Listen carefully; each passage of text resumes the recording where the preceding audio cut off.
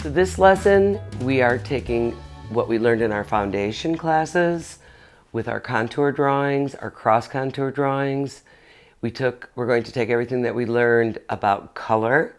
We're using our colored pencils, which we are so familiar with, right? Because we've been practicing. And we're gonna pull them all together to create our first real solid piece of artwork. I've said it before that we're going to take our time on this. You can do it more than once. Please do. Please do it like we did the contour drawings. Do the outside first. Do another one, then do your cross contour. Take what method you need to do to get to that one point where it's like, this is the one that I'm going to finish. This is going to be my masterpiece. So we'll use all of our pencil techniques. We'll take all of the color that we've learned from our practicing, overlapping colors. You'll see in the demonstration that each one that you've learned will be used in this. And it's going to be great because the choices are a little unusual, but you'll enjoy it because I enjoyed it. So I'll see you in the lesson.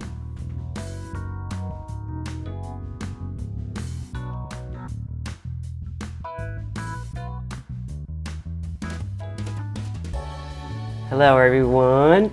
We've learned all our techniques with our colored pencils. We've learned about the non-color wheel that we created, our cosmic color wheel or cosmic color creation. Now we're going to take all of those and turn them into an amazing piece of artwork. I'll warn you beforehand, this will take you some time, but you will be so happy when it's done. Now I'm going to show you a picture of a hornworm. This is not my favorite little creature in the world, but the more I looked at them and after I saw this picture and I saw how brilliant they are, I mean, they've got those little eyes going down the side so birds won't eat them. I know that they can take down a tomato plant in about 2 days. I'll tell you the history of them while we're drawing them. So we're going to go way back to contour drawing first. Contour drawing, we look at this worm. And look at the worm. You can pause me and go back to the picture to do your contour drawing. You'll probably be going back and forth a little bit on this one, but it's well worth it. So I did the contour drawing of the worm. It's actually not a branch because they're about 3 inches long. It's the tomato plant. I did the leaf in the background of the tomato plant. And just did the outside like we did our contours. You can see I've erased, I've changed sizes until I felt that it was balanced. And once I felt it was balanced, now you'll be doing this right over yours, but to save us time, Miss Linda took and made another. And we did our cross contour. We did our circles to make sure that we know that the body is round so that we know, I mean, when you look at that, it's all wrinkly and all just, oh, it's just, I don't know, the little suckers on its on its toes, but it's just wrinkly. It almost looks like an accordion to where it can move open and closed. And you're going to want to get those in there. And once you get that roundness, that cross contour, you'll be able to put those in there. So let's do this here. I've done some of the detail over here already. The tail is where the name comes from, the hornworm. And this is a little different, so my cross contour lines are different. These are just like little puffy legs. But through the hornworm, the little accordion-ish pieces go up and down. Let's see, up around here, and then don't forget that there's those white spots on it. Let's try this. All right, let me grab another pencil. There we go. Okay, don't want to lose those white marks, so I'm just going to do it very lightly. Remember, go lightly. I actually went and erased a lot of my contour lines after I was confident when I started doing those round parts. Let's see, 1, 2, they almost go from leg to back.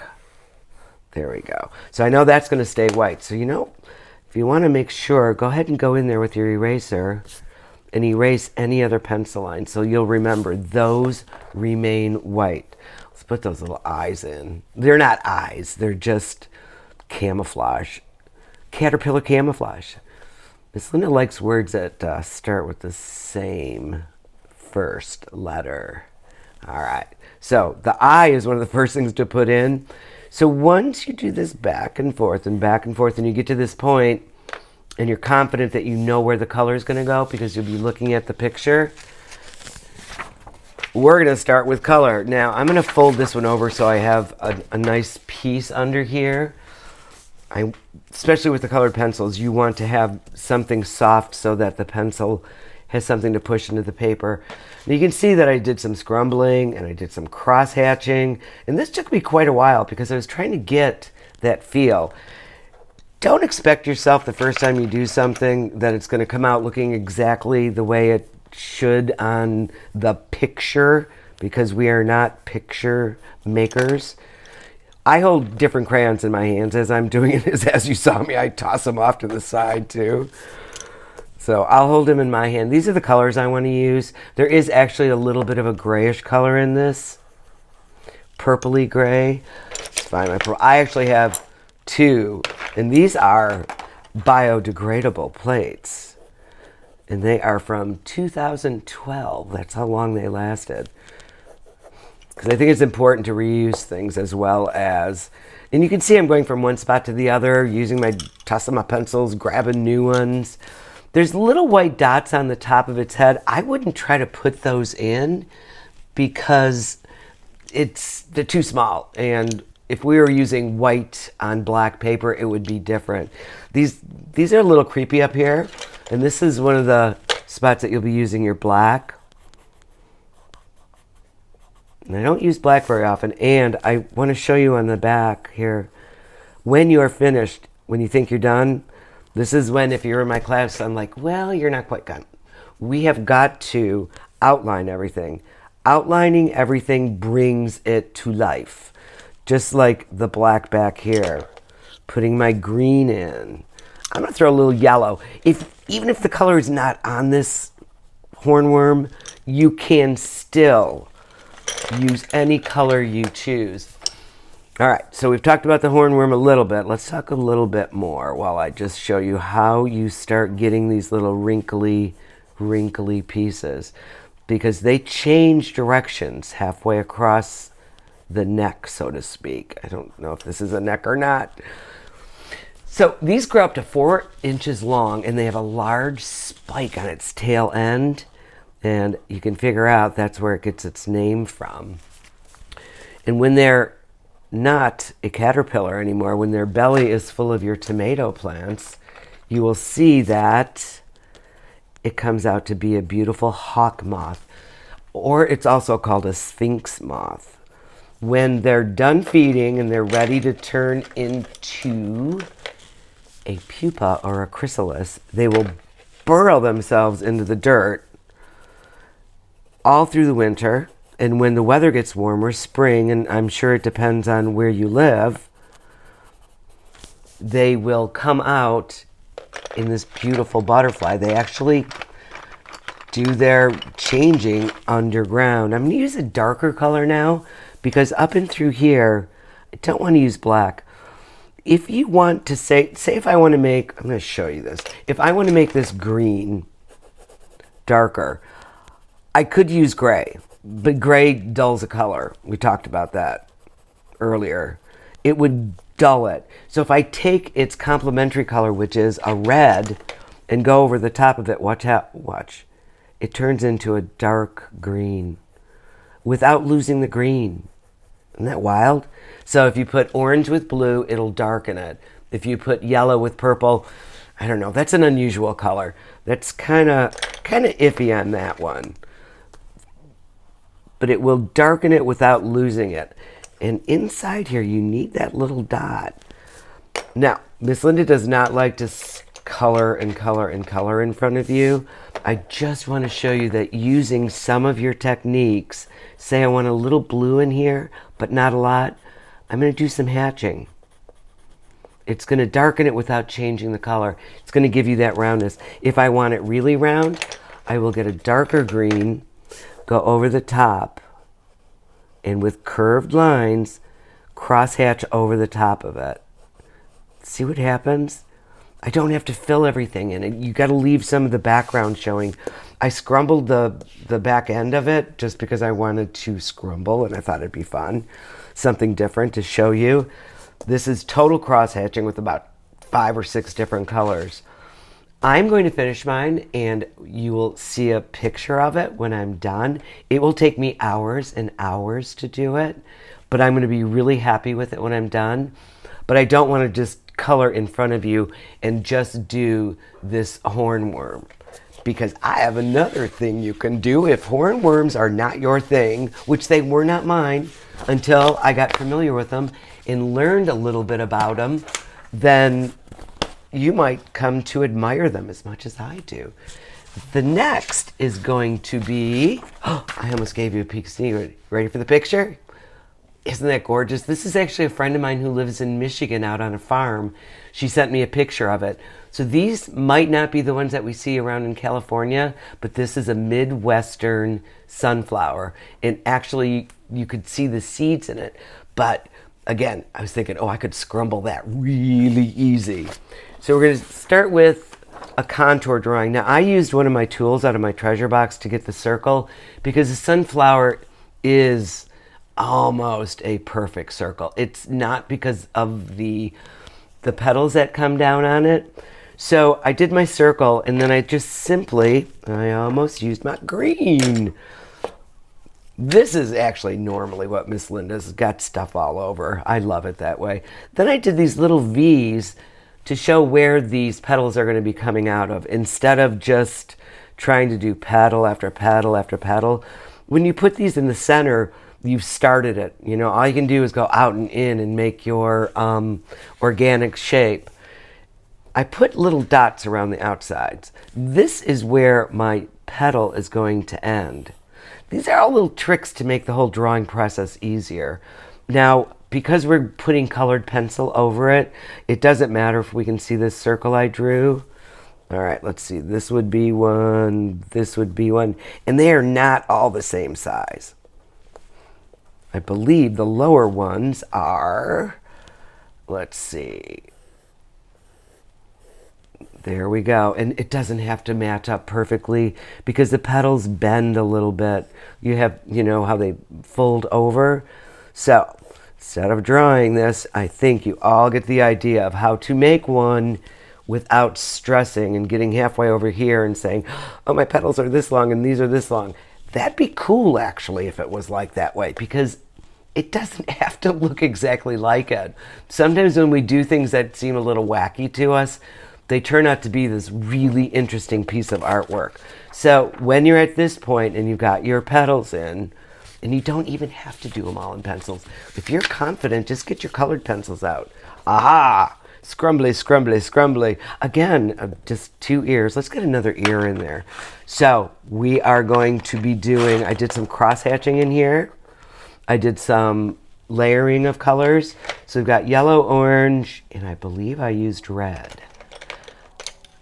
I've got my 3 colors. I'm holding them in my hand because it makes it easier. So if you don't want to draw everything in pencil, you don't have to. Okay, back and forth and back and forth. I'm just going to remind you of these so that when you're doing it, your mind's going to tell you the same thing, back and forth and back and forth.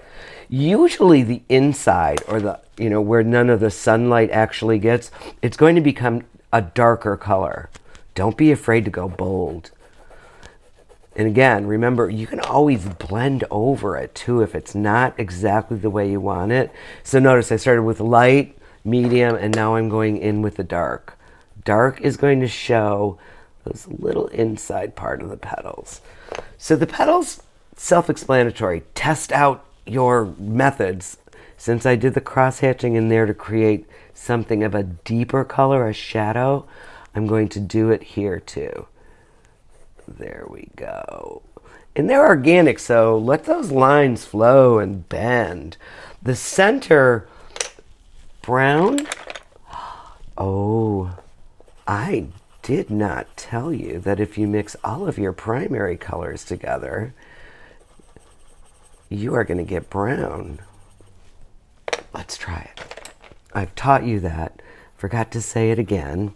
So I've got red. Let's use my little blue because I don't want to throw my little blue out. Blue and yellow. And again, I got my little yellow. These are my favorites. Look, I actually have a better handle on them. See how it's turning a brown color? It's actually, I can see the green, so I'm going to put some of the red over that. So you can create your own brown, use your own brown, and put a yellow on top of it to change it. Scrumble inside of your yellow. And again, the center of this sunflower is very deep. Don't be afraid to use your black on that. I tell you not to use black very often because it kind of like cancels out every other color once it's on there. But if you're careful and you scrumble gently, leaving some of the negative space, that white paper, we need to see some of that in order for it to not look flat. All right, I can even throw some red in here. You put some red with your browns, it's going to darken it up as well. All right, again, I could sit here and color with you all day long, but I'd like to turn this to show you one more thing. You can do it a different way. Just use your yellow first. And I don't know, do you know, are sunflowers a wildflower, a weed, a plant? Did you know that they can grow up to 12 feet, from 6 to 12 feet? They also grow in the wild, and they are more of a bush, which is also what people have in their gardens. They've been around forever. And one of the amazing things about them is, say you're the sun, I would bow my head towards you. And if you moved, I would bow my head towards you. They move from east to west during the day and then come back down straight at night. And they, obviously get their name from what? The sun, because of its shape. So if you have all of these done, then you're just going in and I'm not going to say it's like a coloring book, because to use your pencils the right way, you are going to be doing some back and forth, but you're not going to be getting that beautiful detail. And hopefully we can maybe get some shots of these when I'm finished from far away, so you can see that all of these cross-hatching and things, they blend together and just create a new color, a new roundness, a new shape, a new depth. And again, no more coloring in front of you. I'm going to ask you to take your time, and when you're done, if you want to send it into one of my links, I would love it. I would love to show it off. I would love to see how you're doing. That's something that's, doing it virtually is so much fun, and I'm so happy, but I really do miss seeing your artwork. So, with your parents' permission, please send it in to me. All right, take your time.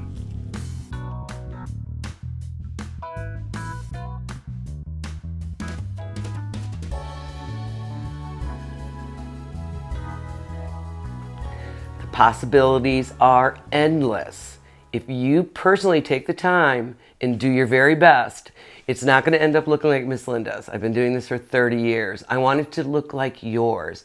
I want to be able to see yours when you're done. If you want to send it to me on my social media, I'd be really happy. I will finish mine. You will see it. I'm going to spend as much time as needed to do it, and I'm going to tell you, it's going to take me a while, but when you're done, you're going to be so happy. You're going to try to find another worm or another flower or something else that interests you and do it again and again. So with your new knowledge, with your skills and confidence, I want you to go at it, do it, don't stop. Step away if it gets to be too much, but don't stop. See you next week.